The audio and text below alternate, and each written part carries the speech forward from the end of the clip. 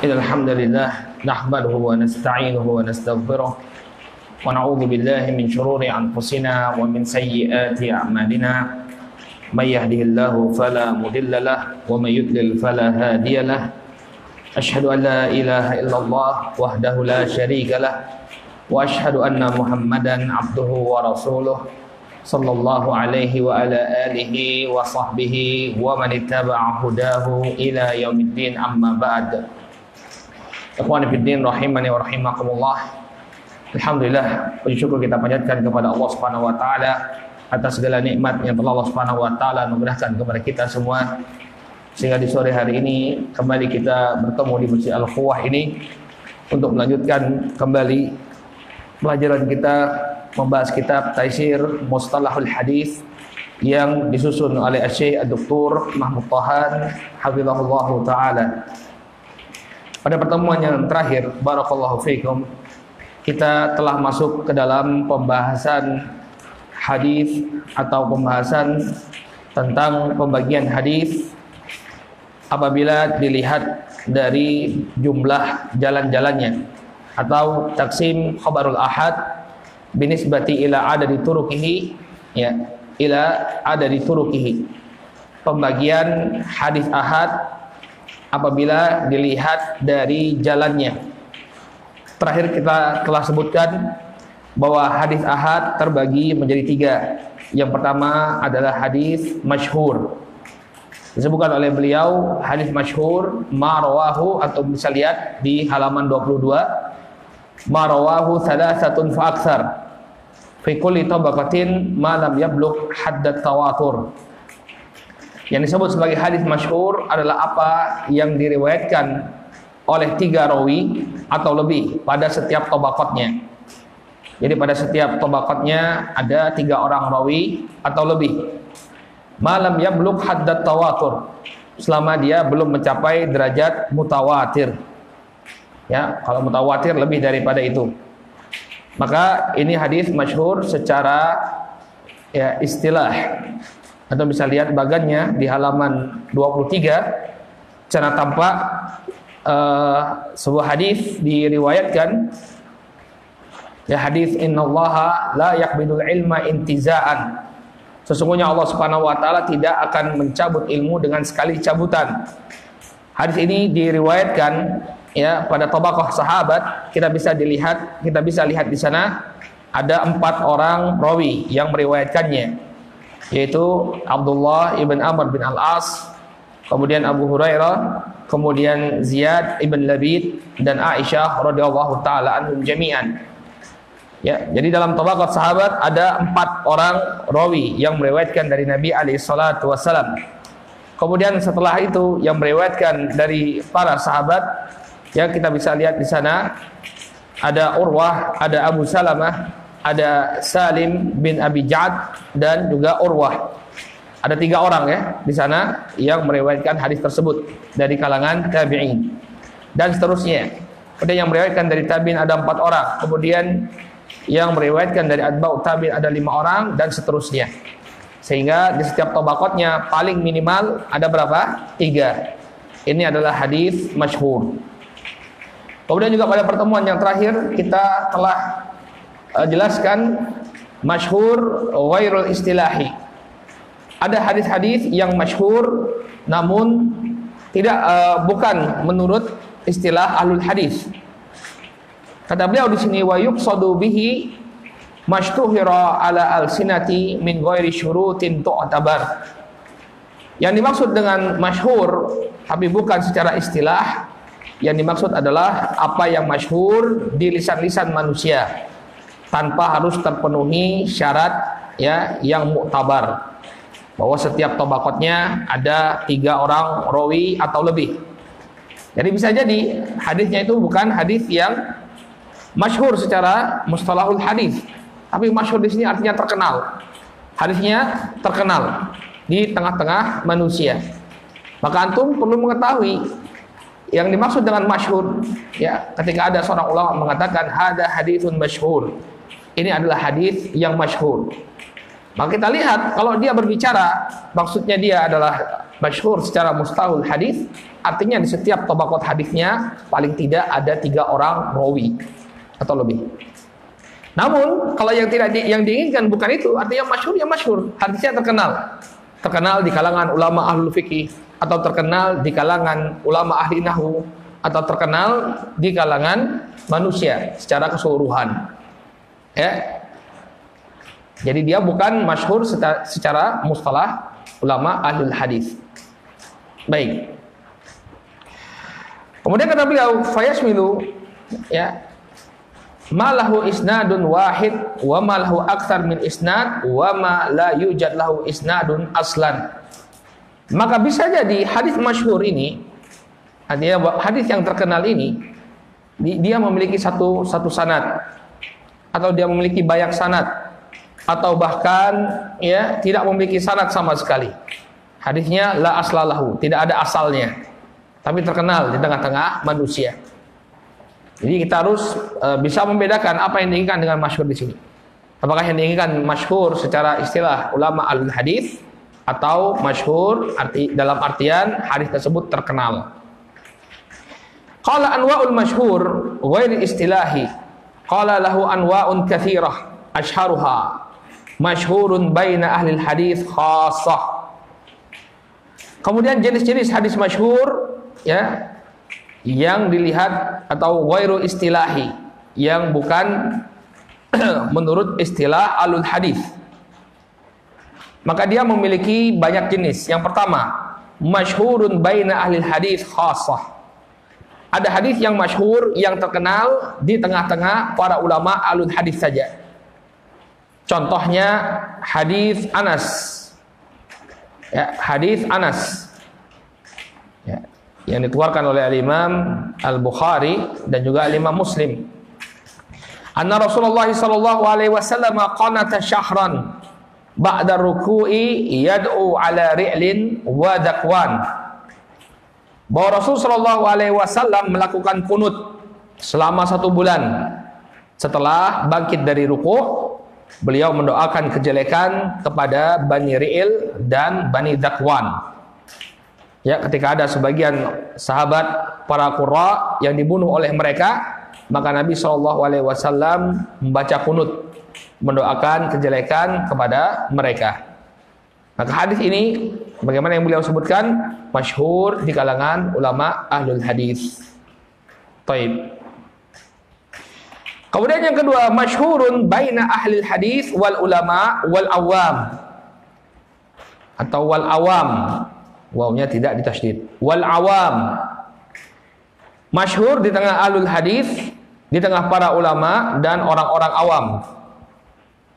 Contohnya hadis yang diriwayatkan oleh Imam Al-Bukhari dan Muslim, al-muslimu man salimal muslimuna min lisanihi wa yadihi. Seorang muslim yang sejati adalah seorang yang kaum muslimin itu selamat dari lisan dan tangannya. Ini hadis yang cukup terkenal, sering dibacakan dalam ya ceramah-ceramah. Ya, maka ini hadis termasuk hadis yang masyhur, tapi bukan masyhur menurut ulama al-hadis. Kemudian yang ketiga, masyhurun bainal fuqaha. Hadis yang masyhur di tengah-tengah para ahli fikih. Misaluhu hadithu abghadul halali ila Allahi at-talaq. Contohnya adalah hadis ya, perkara yang halal yang paling dimurkai oleh Allah Subhanahu wa taala adalah perceraian, at-talaq. Ya. Hadisnya diriwayatkan oleh Imam Al-Hakim dalam Al-Mustadrak dan disetujui oleh Al-Imam Adz-Dzahabi. Ini terkenal di tengah-tengah para ulama al-fiqih ketika mereka membahas tentang masalah at-talaq, dibawakan di tengah-tengah kitab-kitab mereka. Abghadul halal ilallahi at-talaq. Ingat, di sini kita tidak sedang membicarakan dia sahih atau tidaknya. Kita sedang membicarakan keterkenalannya, kemasyhurannya. Kemudian yang keempat, masyhurun bainal usuliyin. Ya. Hadis yang terkenal di tengah-tengah ulama ahli usul. Contohnya adalah hadis rufi'a an ummati al-khata'u wal nisyan wa mastukrihu alaih. Sahahu Ibnu Hibban wal Hakim. Yang terkenal di tengah-tengah ulama ahli usul, ya, diangkat pena dari umatku ya ketika dia melakukan ketidaksengajaan, al-khata' maksudnya ketidaksengajaan, wan nisyan atau lupa, demikian juga wa mastukrihu alaih, dan apabila mereka dipaksa, artinya mereka tidak berdosa, diangkat pena. Maka ini hadis yang terkenal di kalangan ulama ahli usul. Kapan seseorang itu dia dikenakan beban atau akan dicatat amalan-amalannya? Maka di luar 3 kondisi ini. Kalau dia tersalah melakukan sesuatu tanpa kesengajaan, demikian juga dia lupa atau dia dipaksa, maka dia tidak berdosa. Kemudian yang kelima, barakallahu fikum, masyhurun bainan nuhah. Hadis yang terkenal di kalangan para ulama ahli nahwu. Contohnya hadis ni'mal abdu suhaibun laulam yakhafillahu laulam yakhafillaha lam ya'sih. Ada hadis yang berbunyi, ya, sebaik-baik hamba adalah si Suhaib. Ya. Walaupun laulam yakhifillah, walaupun dia tidak takut kepada Allah, tapi dia tidak bermaksiat. Para ulama ahli nahwu sering membawa hadis ini sebagai syahid bahwa lau itu bisa bermakna, ya, andai kata. Tapi dalam bait syair ini dia bermakna walau. Ya. Harusnya kan kalau kita terjemahkan ni'mal abdu Suhaib, sebaik-baik hamba adalah Suhaib. Andai kata dia tidak takut kepada Allah, dia tidak bermaksiat, maka ini maknanya ganjil. Maka lau di sini, ya, bukan bermakna andai kata, tapi dia bermakna walau. Ya. Sebaik-baik hamba adalah Suhaib. Walau dia tidak takut kepada Allah, dia tidak bermaksiat kepada Allah. Artinya ada sebagian orang yang dia tidak bermaksiat karena cinta, bukan karena takut. Karena cinta kepada Allah, maka dia tidak bermaksiat. Al-muhim, kita nggak berbicara tentang makna hadis ini. Hanya saja hadis ini masyhur di tengah-tengah para ulama ahli nahwu sebagai syahid untuk apa? Lau. Jika mereka membahas lau. Kemudian yang keenam, masyhurun bainal ammah. Hadis yang terkenal di tengah-tengah orang-orang awam. Nah, jadi orang-orang awam pun mengetahui hadis ini. Contohnya hadis al-ajalatu minasyaiton. Ketergesa-gesaan itu datangnya dari syaitan. Ketergesa-gesaan datangnya dari syaitan. Akhrajahu Tirmidzi wa hasanah. Hadis ini dikeluarkan oleh Al-Imam At-Tirmidzi dan beliau menghasankannya. Baik. Ya, ini hadis yang terkenal di tengah-tengah masyarakat awam. Baik. Qala hukmul masyhur. Kemudian yang berkenaan dengan hukum hadis masyhur. Paham ya antum ya, tapi ya, ada masyhur, ada 2 jenis masyhur. Masyhur secara istilah al-hadis artinya apa? Yang di setiap tabaqatnya paling tidak ada 3 orang rawi, seperti yang digambarkan dalam bagan. Adapun masyhur ghairu istilahi, ini maksudnya adalah hadis terkenal saja. Baik itu terkenal di tengah-tengah ahlul hadis atau di tengah-tengah para ulama ahlul fiqh atau dikenal di tengah-tengah, ya, masyarakat awam. Sekarang hukmul masyhur. Hukum hadis masyhur. Qala al-masyhurul istilahi wa ghairul istilahi la yusafu bi kaunihi sahihan aw ghairu sahih ibtidaan.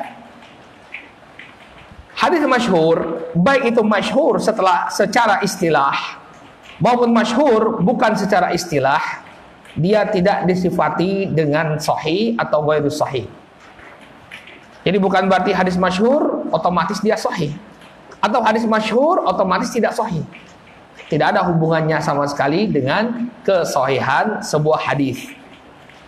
Lakin ba'dal bahthi yatabayyanu anna minhu sahih wa minhu hasan wa minhu dhaif wa minhu maudhu aidan. Akan tetapi setelah diteliti barulah tampak di antara hadis-hadis yang masyhur ini ada hadis yang sahih, ada hadis yang hasan, ada hadis yang dhaif, ada hadis yang palsu. Ya.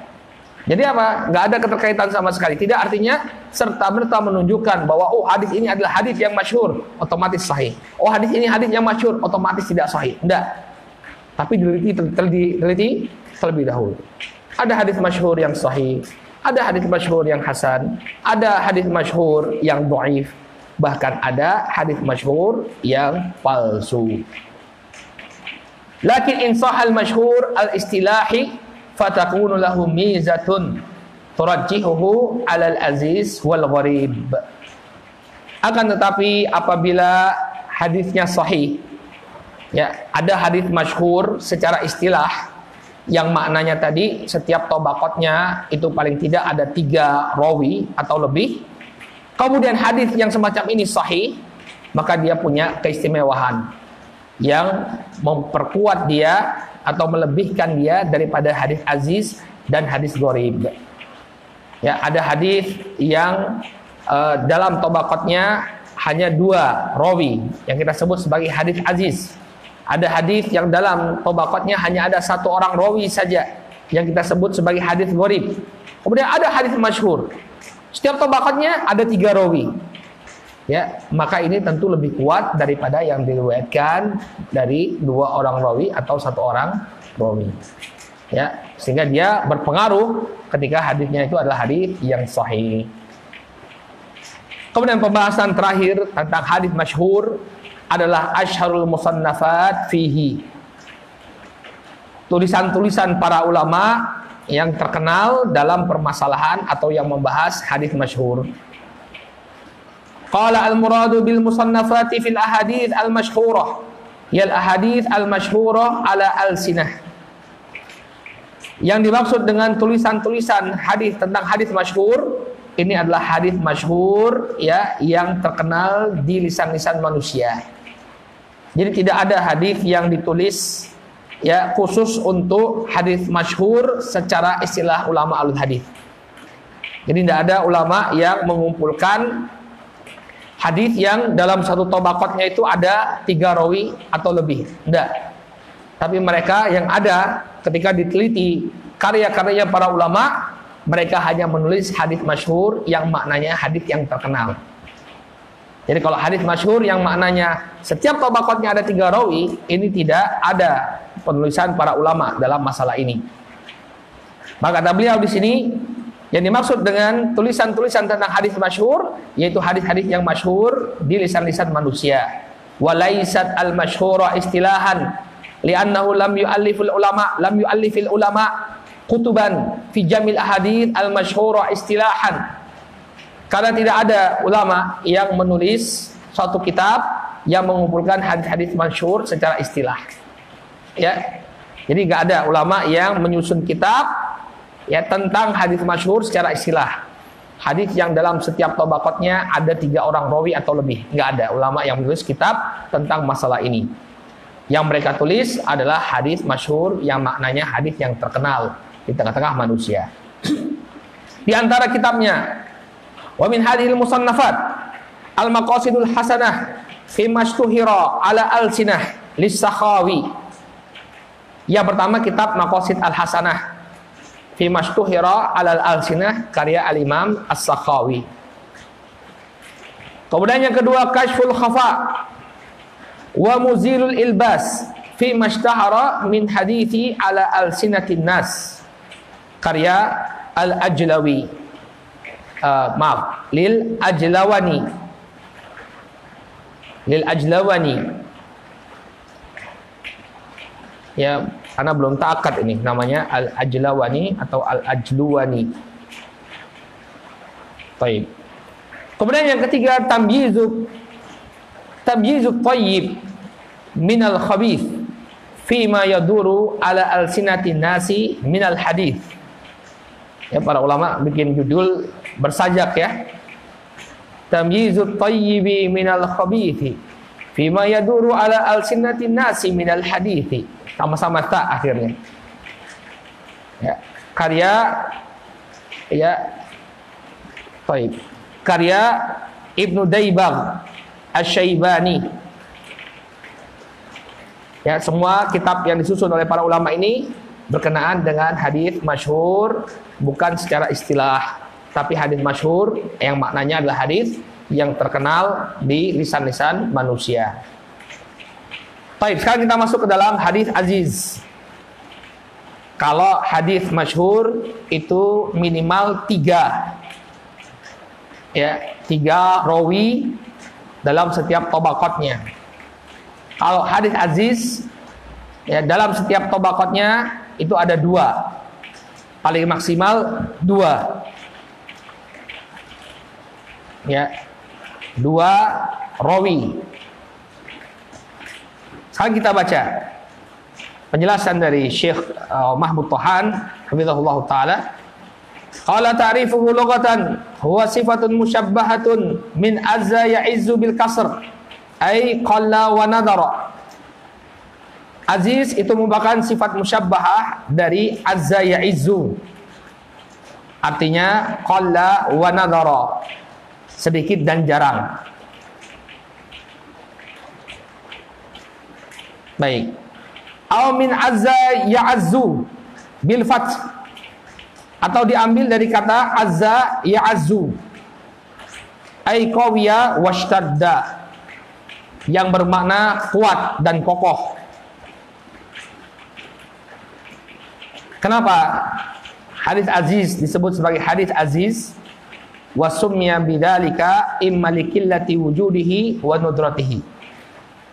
Dia disebut sebagai hadis aziz bisa jadi karena ya eksistensinya yang sangat sedikit dan jarang. Jadi jarang sekali ditemukan hadis aziz. Atau imma liquwatihi bimaji'ihi min tariqin akhar. Atau bisa jadi karena kekuatannya, karena dia datang dari jalan yang lain. Berbeda dengan hadis ahad. Dengan hadis gharib. Kalau hadis gharib datangnya dari satu jalan. Kalau hadis aziz datangnya dari dua jalan. Baik. Qala istilahan, adapun secara istilah,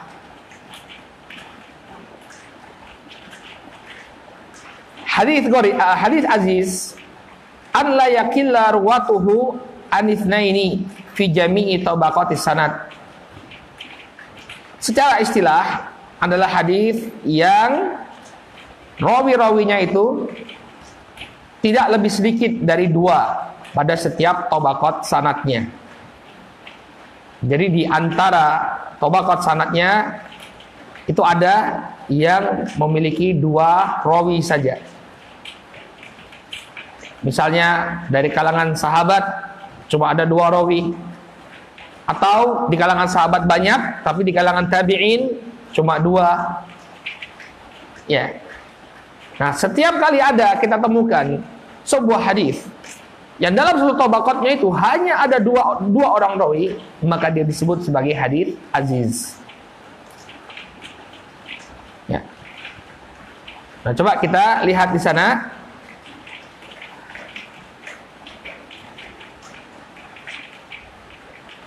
Ya. Di sana ada sebuah hadis yang diriwayatkan dari Rasul Shallallahu Alaihi Wasallam oleh 2 orang sahabat, yaitu Anas dan Abu Hurairah. Rasul mawjud indakum? Ada? Antum cetakan lama mungkin ya? Tidak ada. Baik. Ya, dilihat di Rasem, di diagram halaman 27. Sana ada sebuah hadis yang diriwayatkan oleh 2 orang sahabat, yaitu Anas dan Abu Hurairah. Maka ini cukup untuk menyebutkan bahwa hadis tersebut adalah hadis aziz. Ya. Atau kemudian bukan di tabaqat sahabat, tapi di tabaqatnya at-tabi'in. Misalnya di tabaqat tabi'in yang meriwayatkan hadis tersebut hanya Qatadah. Misalnya hadisnya diriwayatkan oleh Anas bin Malik. Kemudian yang meriwayatkan dari Anas bin Malik ada 2 orang sahabat. Ada 2 orang tabi'in, yaitu Qatadah dan Abdul Aziz bin Suhaib. Atau ya dari Abu Hurairah dan Anas tadi yang meriwayatkan 2 orang juga, Qatadah dan Abdul Aziz bin Suhaib. Maka dengan keberadaan 2 rawi dalam satu tabaqat, hanya 2 orang rawi saja dalam satu tabaqat, ini sudah menyebabkan hadis tersebut disebut sebagai hadis aziz. Ya. Qala syarhut ta'rif, yakni alla yujad fi tabaqatin min tabaqatis sanad aqall min itsnain. Amma in wujida fi ba'di tabaqati sanad thalathatun fa akthar fala yadur bi syarti an tabqa walau tabaqatun wahidatun fiha itsnan. Makna dari definisi yang diberikan oleh beliau bahwa tidak ditemukan dalam salah satu tabaqat dari tabaqat sanad ya jumlah lebih sedikit daripada 2 rawi. Jadi pokoknya terserah mau di tabaqat mana, yang penting dalam salah satu tabaqat hadis tersebut hanya ada dua orang perawi. Amma in wujida fi ba'di tabaqati sanad thalathatun fa aktsar fala yadur. Adapun apabila ditemukan, kan yang namanya sanad itu ada tabaqatnya. 1 2 3. Baik. Di tabaqat yang pertama misalnya, di tabaqatnya para sahabat hanya ada 2 orang rawi, Anas dan Abu Hurairah. Tapi kemudian di tabaqat tabi'in ada 3. Di tabaqat atba'ut tabi'in lebih dari 3. Maka ini tidaklah mengeluarkan hadis tersebut dari definisi aziz. Kenapa? Karena yang kita lihat pokoknya di salah satu tabaqatnya itu ada 2 rawi. Mau itu di tabaqatnya sahabat, mau itu di tabaqatnya tabi'in, mau di tabaqatnya atba'ut tabi'in dan seterusnya. Ya. Maka kata beliau, ya, in wujida fi ba'di tabaqati sanad thalathatun fa aktsar fala yadur.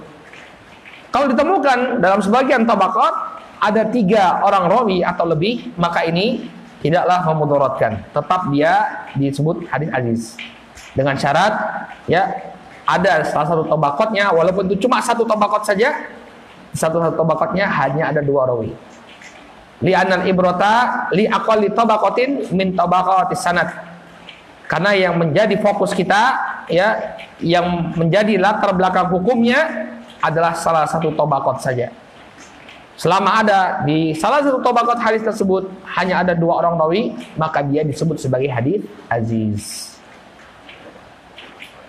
Baik, misaluhu, contohnya, kata beliau, hada at-ta'rif huwa rajih kama harrarahu al-Hafidz Ibnu Hajar. Kata beliau, inilah definisi yang lebih kuat sebagaimana yang dijelaskan oleh Al-Hafidz Ibnu Hajar.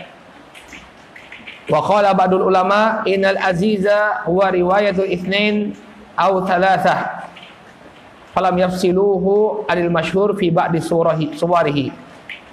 Kemudian sebagai catatan, sebagian ulama mengatakan bahwa aziz itu adalah riwayat 2 atau 3. Artinya dalam tabaqat ada 2 atau 3. Maka kata beliau, mereka tidak membedakan antara masyhur dan aziz kalau begitu.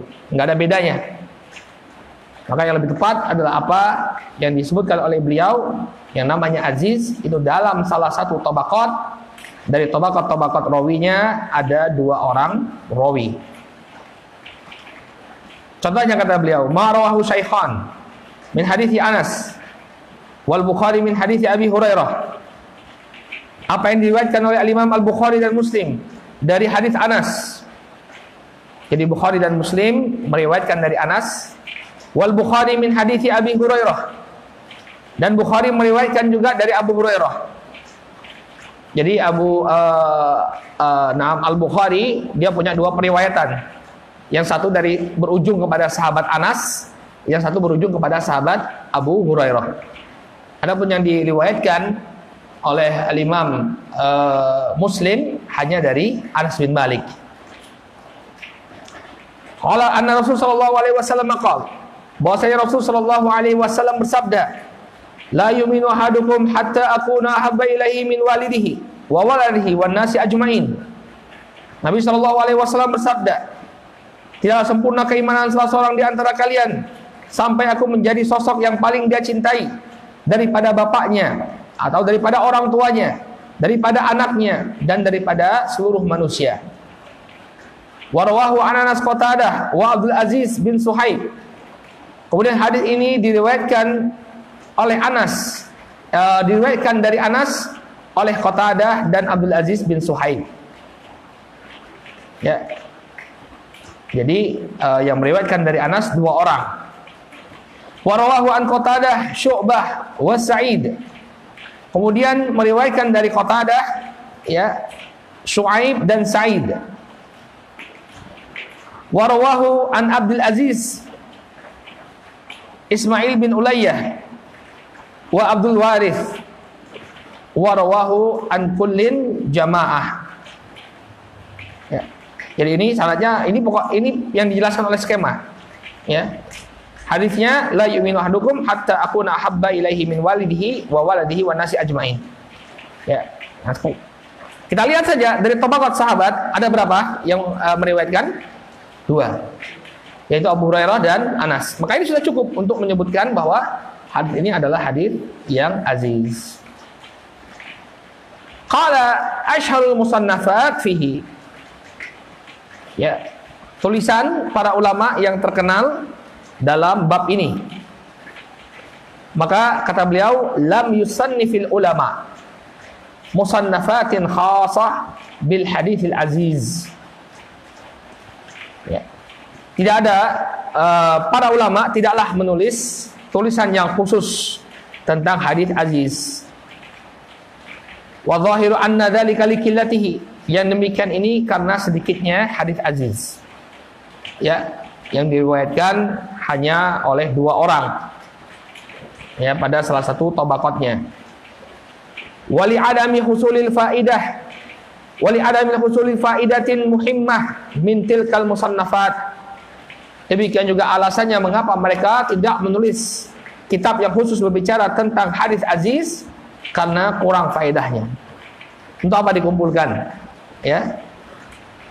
Maka mereka tidak tidak mengumpulkan hadis aziz. Kemudian dalam rasamnya itu beliau mengatakan fahada haditsun yusamma azizan li'annahu lam yaqilla ruwatuhu an itsnaini fi jami'i tabaqatis sanad wa in zada fi ba'di tabaqatis sanad an itsnain. Maka hadis yang diriwayatkan dari Anas dan Abu Hurairah ini disebut sebagai hadis aziz karena ya jumlah perawinya itu tidaklah lebih sedikit dari dua rawi. Ya, tidak lebih banyak, tidak lebih sedikit dari dua rawi dalam salah satu tabaqatnya. Ini Anas dan Abu Hurairah, dua sahabat. Baik, wa in zada fi ba'di tabaqatis sanad an itsnain. Walaupun dalam sebagian tabaqat sanad ada yang jumlahnya lebih dari dua. Intinya ketika ada salah satu tabaqatnya itu ya riwayat dua orang perawi, maka yang demikian disebut sebagai hadis aziz. Baik. Kemudian yang ketiga, pembagian atau bagian dari hadis ahad. Ya, jadi ahad terbagi tiga. Masyhur ini yang diriwayatkan dalam salah satu tabaqatnya itu ya paling minim 3 atau lebih. Kemudian masyhur 2 perawi. Masyhur itu 3 atau lebih. Kemudian aziz itu 2 rawi. Kalau gharib itu hanya 1. Ya. Hanya 1. Ada dalam satu tabaqatnya itu 1 perawi saja. Bahkan ada ditemukan ya hadis innamal a'malu binniyat itu ya di tabaqat sahabatnya cuma 1 orang rawi, ini Umar. Kemudian di tabaqat yang kedua, di tabaqat at-tabi'innya cuma Alqamah ibn Waqqas. Kemudian di tabaqat atba'ut tabi'in Muhammad bin Ibrahim at-Taimi. Ya. Jadi bukan hanya satu tabaqat, bahkan beberapa tabaqat. Namun kalau dalam satu tabaqat saja hanya ada satu rawi saja, ini sudah cukup untuk menyebutkan hadis tersebut adalah hadis gharib. Ya. Walaupun bisa jadi bukan hanya satu tabaqat saja, tapi beberapa tabaqat seperti hadis innamal a'malu binniyat. Ajib itu ya, Masya Allah. Ya, di tabaqat sahabatnya hanya ada Umar, kemudian di tabi'inya Alqamah bin Waqqas, kemudian Muhammad bin Ibrahim At-Taimi di bawahnya. Cuma ada satu rawi saja. Sekarang kita baca definisi al-gharib. Qala ta'rifuh. Definisi hadis gharib. Lughatan huwa sifatun musyabbahatun bi makna munfaridi au al-ba'idi an aqaribihi. Gharib ini adalah sifat musyabbahah yang bermakna berkesendirian. Al-munfarid artinya berkesendirian. Au ba'idun an aqaribihi, atau maknanya juga jauh dari karib kerabatnya. Jauh dari karib kerabatnya. Ini makna hadis gharib secara, atau ini makna gharib secara bahasa. Apa dalam Arba'in An-Nawawiyah? Kun fid dunya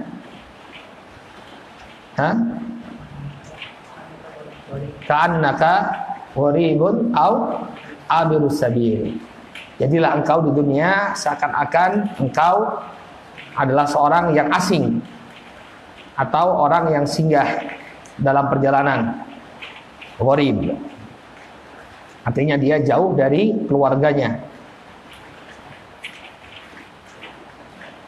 Antum guroba semua berarti ya, jauh dari keluarga. Adapun istilah, secara istilah, huwa ma yanfaridu bi riwayatihi rawin wahidun. Adapun secara istilah adalah apa yang hadis yang rawinya berkesendirian dalam meriwayatkannya. Hanya ada satu rawi saja yang meriwayatkan hadis tersebut.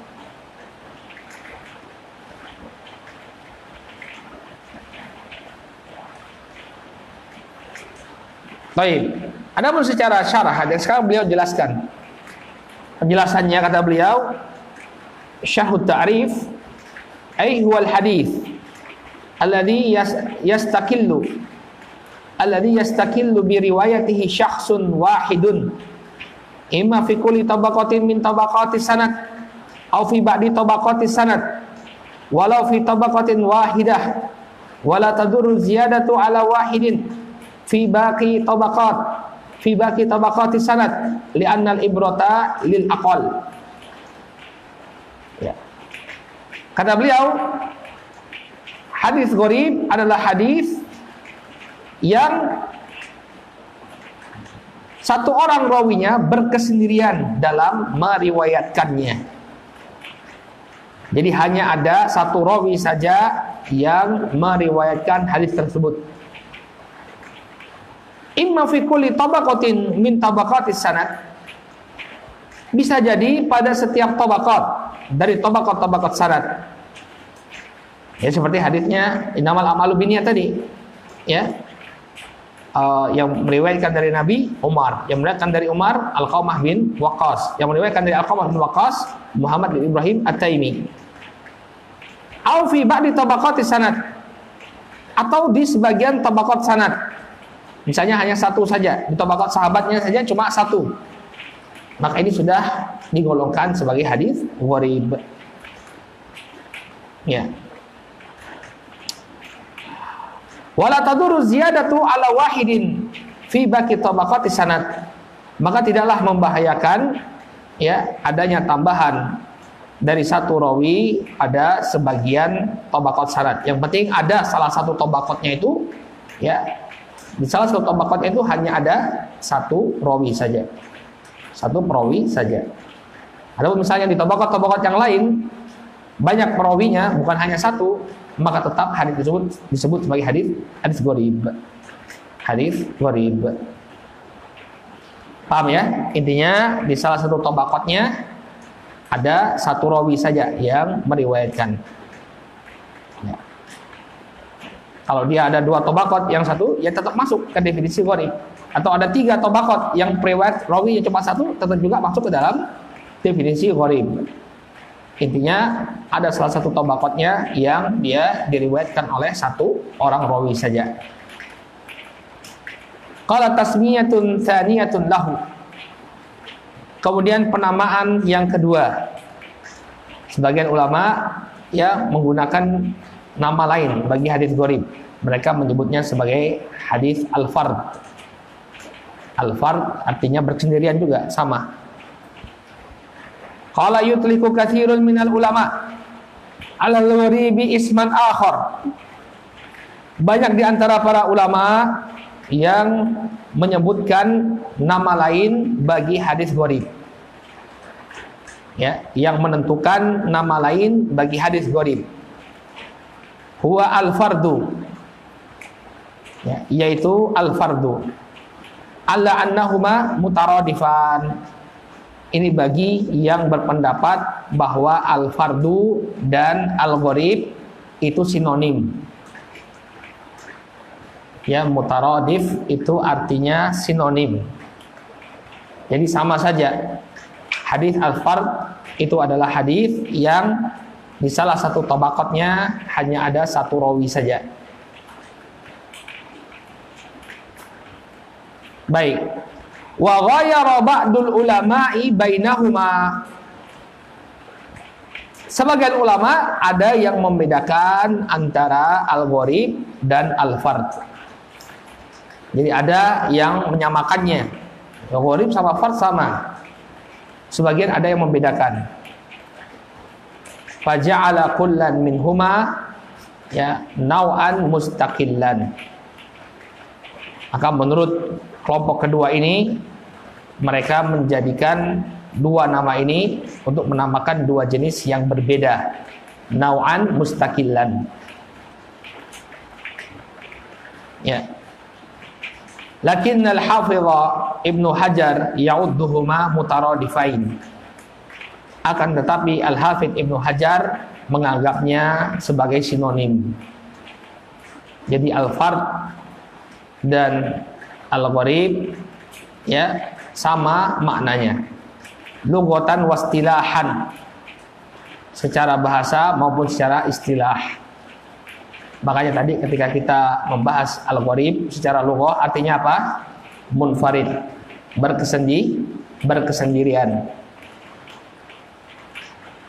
Maka kata Al-Hafidh sama saja. Illa annahu qala. Ya. Hanya saja beliau mengatakan, ada informasi tambahan dari Al-Hafidh, inna ahlal istilah ghayaru bainahuma min haitsu kasratul istimal wa qillatuhu. Hanya saja para ahli istilah, para ahli mustalah, mereka membedakan antara keduanya dari sisi banyaknya pemakaian. Fal fardu aktsar ma yutlikunahu alal fardil mutlaq. Adapun al-fardu mereka banyak menggunakannya, menyebutkannya ketika untuk hadis yang rawinya itu berkesendirian dari awal sanad. Al-fard al-mutlaq. Wal gharib aktsar ma yutlikunahu alal fardin nisbi. Adapun gharib banyak di antara mereka yang menyebutkannya untuk hadis yang al-fardun nisbi. Kalau fardun mutlak itu dia rawinya itu tabaqatnya itu di tabaqat awal, di tabaqat pertama. Dari awal sudah berkesendirian. Adapun al-fardun nisbi itu terjadi di tengah-tengah. Nanti dijelaskan oleh beliau apa makna al-gharib an-nisbi dengan al-gharib mutlak. Jadi menurut Al-Hafidh Ibnu Hajar pada hakikatnya sama antara al-gharib dengan al-fard. Cuma ternyata ketika dilihat lagi para ulama menggunakan al-gharib, menggunakan al-fard untuk fardul mutlak yaitu berkesendirian dari awal sanad. Adapun mereka menggunakan al-gharib ya untuk al-fard an-nisbi yang dia berkesendirian di tengah sanad, bukan di awal sanadnya. Nah, dari sini ada pembagian berarti kan hadisnya, hadis yang berkesendirian rawinya ada yang disebut sebagai fardhu mutlak ya, atau yang disebut sebagai fard, ada yang disebut sebagai fardhu nisbi, yang disebut sebagai al-gharib. Qala yuqassam al-gharib binisbati li mawdi'i at-tafarrudi fihi ila qismain. Maka hadis gharib apabila ya dilihat dari di mana letak berkesendiriannya rawi, dia dibagi menjadi dua bagian. Ya. Jadi apabila dilihat di mana letak berkesendiriannya seorang rawi tersebut, dia terbagi menjadi dua. Huma gharibun mutlak wa gharibun nisbi, yaitu gharib mutlak dan gharib nisbi. Qala gharibul mutlak au fard al mutlak ta'rifuhu huwa ma kanatil gharabatu fi asli sanadih, ay ma yanfaradu bi riwayatihi syakhsun wahidun fi asli sanadih. Adapun gharib mutlak atau fardhu mutlak, definisinya adalah hadis yang berkesendiriannya itu terdapat di asal sanad, yaitu rawinya berkesendirian. Ada satu orang rawi berkesendirian di asal sanadnya. Jadi di awal sanadnya itu sudah berkesendirian seorang rawi. Misalnya contohnya, dengan contoh akan jelas. Haditsu innamal a'malu binniyat. Nah, tadi telah kita sebutkan. Contohnya hadis yang fard mutlak atau gharib mutlak adalah hadis innamal a'malu binniyat. Kenapa dikatakan sebagai al-fardul mutlak? Ya, atau disebut sebagai al-gharib al-mutlak? Tafarrada bihi Umar ibn al-Khattab radhiyallahu anhu. Ya. Di mana Umar bin Khattab berkesendirian dalam meriwayatkannya. Umar bin Khattab berkesendirian dalam meriwayatkannya dari Rasulullah sallallahu alaihi wa ala alihi wasallam. Kemudian kata beliau, ya hadis ini adalah hadis yang istimewa. Kata beliau, hadza waqad yastamirru at-tafarrudu ila akhir sanad. Waqad yarwihi an dzalika al-mutafarrid adadun minar ruwat. Maka berkesendiriannya rawi itu terus berlangsung sampai akhir sanad. Ya. Umar, kemudian diriwayatkan oleh Alqamah ibn Waqqas, kemudian Muhammad bin Ibrahim At-Taimi meriwayatkan dari Alqamah ibn Waqqas, kemudian Yahya ibn Sa'id ya meriwayatkan dari Muhammad Ibrahim At-Taimi, baru kemudian yang meriwayatkan dari Yahya ibn Sa'id banyak orang. Ya. Jadi dia mulai bercabangnya itu setelah Yahya bin Sa'id. Antum bayangkan berapa tabaqat itu kesendiriannya. Umar ibn Khattab. Ya, kalau ada papan tulis enak ini ya. Umar bin Khattab, Alqamah bin Waqqas, kemudian Muhammad bin Ibrahim At-Taimi, Yahya bin Sa'id, baru kemudian yang meriwayatkan dari Yahya bin Sa'id banyak rawi. Ini keistimewaan hadis innamal a'malu binniyat. Maka tidak diragukan lagi bahwa hadis ini ya dinamakan sebagai hadis gharib, bahkan gharibnya adalah gharib mutlak. Kenapa? Karena di awal sanad sudah kelihatan berkesendirian seorang rawi. Qala al-gharibun nisbi awil fardun nisbi. Yang kedua, jenis kedua dari hadis gharib adalah gharib nisbi atau fardun nisbi. Qala ta'rifu wa makanat al-gharabatu fi athna sanadihi. Fi athna'i sanadihi. Ay an yarwiyahu akthar min rawin fi asli sanadih thumma ya yanfarida bi riwayatihi rawin wahidun an ulaika ruwah. Ini juga ajib ya.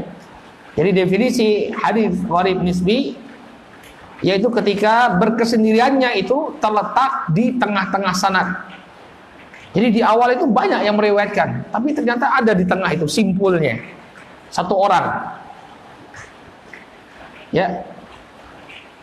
Jadi yang pertama kata beliau, an yarwiyahu aksar min rawin fi asli sanadih. Ya. Banyak yang meriwayatkan dari di asal sanadnya.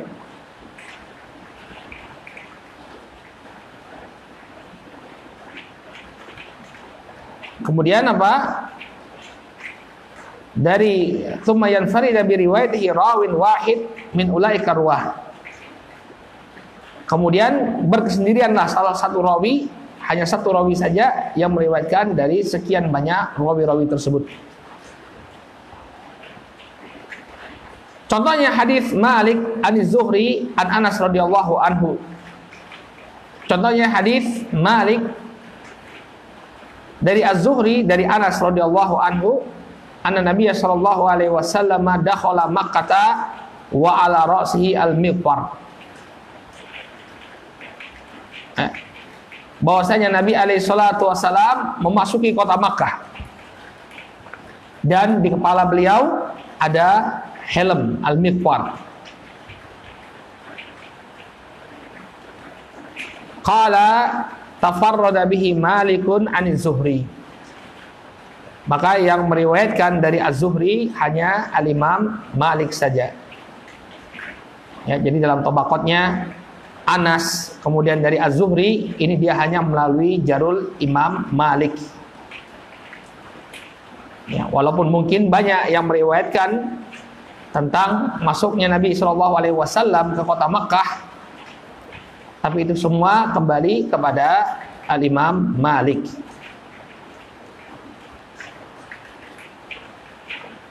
Qala sababu tasmiyati wa summiya hadzal qismu bi gharibin ismi li'anna tafarruda waqa'a fihi binisbati ila syakhsin muayyan.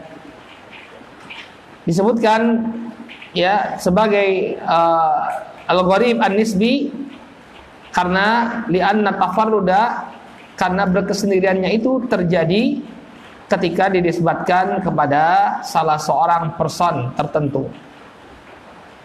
Asalnya hadis ini bukan hadis yang gharib. Banyak sahabat yang meriwayatkan. Kalau dia hanya satu orang sahabat saja yang meriwayatkan, maka dia disebut sebagai gharib mutlak atau al-fardu mutlak. Namun ketika yang dimaksud di sini adalah riwayat dari Zuhri saja, maka tidak ada yang meriwayatkan dari al-Imam Zuhri kecuali al-Imam Malik saja. Maka ini disebut sebagai tafarrud nisbi.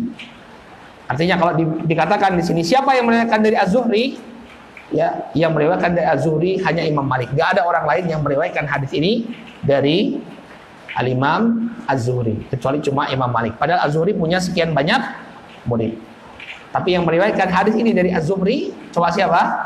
Imam Malik. Ya. Sehingga asal hadis ini bukan hadis gharib.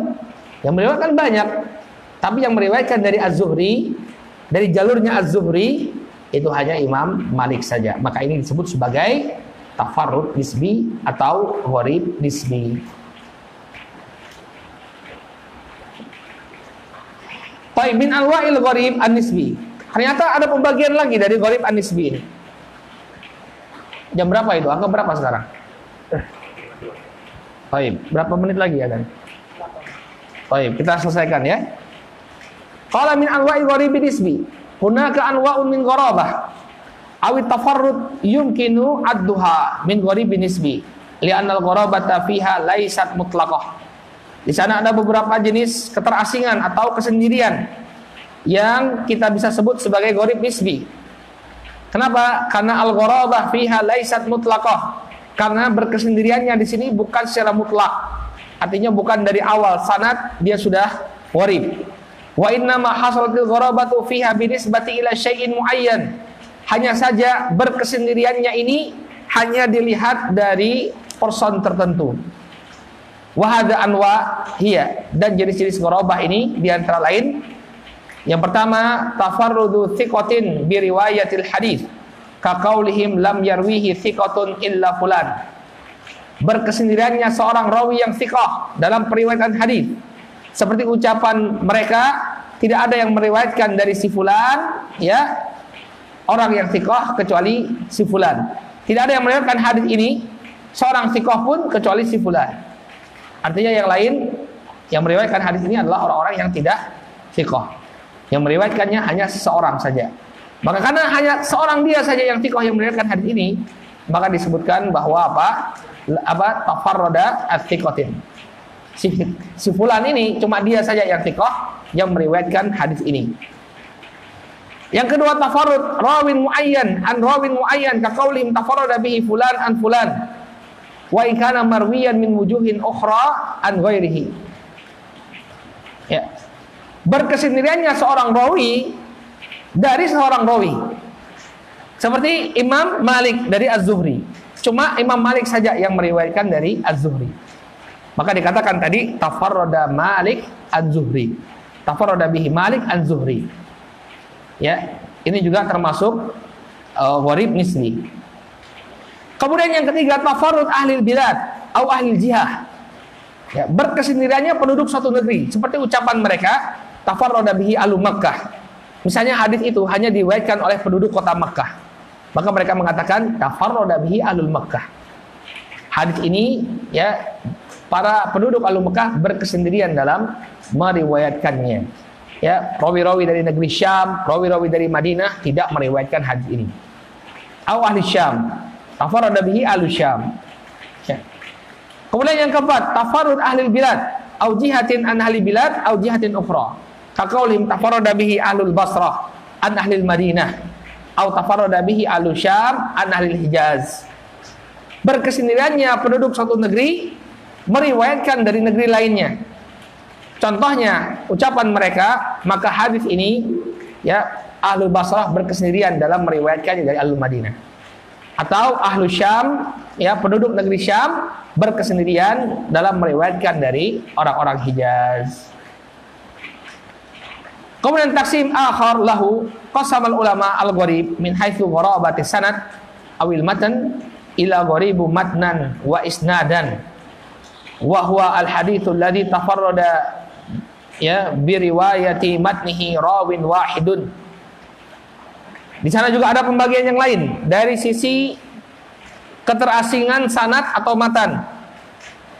Ya, yang pertama adalah keterasingan matan dan sanad. Misalnya hanya ada satu orang rawi saja, wal haditsul ladzi tafarrada bi riwayati matnihi rawin wahid. Ada satu rawi yang meriwayatkan dengan satu periwayatan. Ya, misalnya yang lain mengucapkan hal yang demikian, tapi dia ada tambahannya atau berbeda dengan yang lainnya, maka ini disebut sebagai gharib matan. Matanya gharib, yang lain tidak meriwayatkan seperti ini. Atau gharibu isnad, la matnan, atau isnadnya yang gharib. Contohnya ka haditsin rawa matnahu jama'atun minas sahabah in farada wahidun bi riwayatihi an sahabiyyin akhar. Wa fihi yaqul Tirmidzi gharibun min hadzal wajh. Seperti hadis yang diriwayatkan oleh sekelompok orang dari para sahabat. Ya. Jadi misalnya banyak para perawi misalnya meriwayatkannya dari Abu Hurairah. Tiba-tiba ada seorang rawi dia meriwayatkannya bukan dari Abu Hurairah tapi dari Anas bin Malik misalnya. Hanya ada satu rawi saja yang meriwayatkan dari Anas bin Malik. Berarti apa? Sanadnya berbeda dengan yang lain. Yang lain meriwayatkan dari Abu Hurairah, tiba-tiba ada satu orang dan dia ini sendiri, nggak ada temannya yang lain yang meriwayatkan dari Anas misalnya. Ini disebut sebagai gharib isnad. Sanadnya berkesendirian. Ya, kok nggak ada yang lain yang meriwayatkan dari Anas bin Malik. Kemudian min madhannatil gharib, ya, tempat-tempat di mana hadis gharib itu biasa ditemukan. Madhan itu artinya makan wujudihi. Ya. Madhannun artinya makan wujudihi, tempat ditemukannya hadis gharib. Ai min makani wujudi amthilatin katsirah lahu Musnad al-Bazzar, al-Mu'jam al-Awsat, lit-Tabarani. Di antara buku-buku atau kitab-kitab yang banyak memuat hadis-hadis gharib, di antaranya adalah Musnad Al-Bazzar dan Mu'jam Al-Awsat karya At-Tabarani. Wa asyharul musannafat fihi, dan di sana ada buku-buku yang khusus ditulis tentang hadis gharib. Di antaranya adalah Gharaibu Malik Lidaruqutni. Gharibnya Malik. Berarti ini gharib mutlak apa nisbi? Nisbi. Karena dia hanya memaparkan riwayat-riwayat gharibnya Al-Imam Malik. Kemudian Al-Afrad Lidaruqutni aidan. Gharaib Malik yang menulisnya adalah Al-Imam Ad-Daruqutni. Demikian juga kitab Al-Afrad ditulis juga oleh Al-Imam Ad-Daruqutni. Kemudian As-Sunanul lati tafarrada bi kulli sunnatin minha ahlul balad li Abi Dawud As-Sijistani. Ini karya-karya yang ditulis tentang gharaibul hadis. Baik, insyaallah kita cukupkan dulu sampai di sini. Baik, ana harapkan antum karena waktu kita terbatas ya, materi banyak. Semuanya bisa hadir jam 4:30 enggak? Untuk pekan depan. Atau mau diundur jam 5? 4:30 ya, besok on time jam 4:30 biidznillah taala.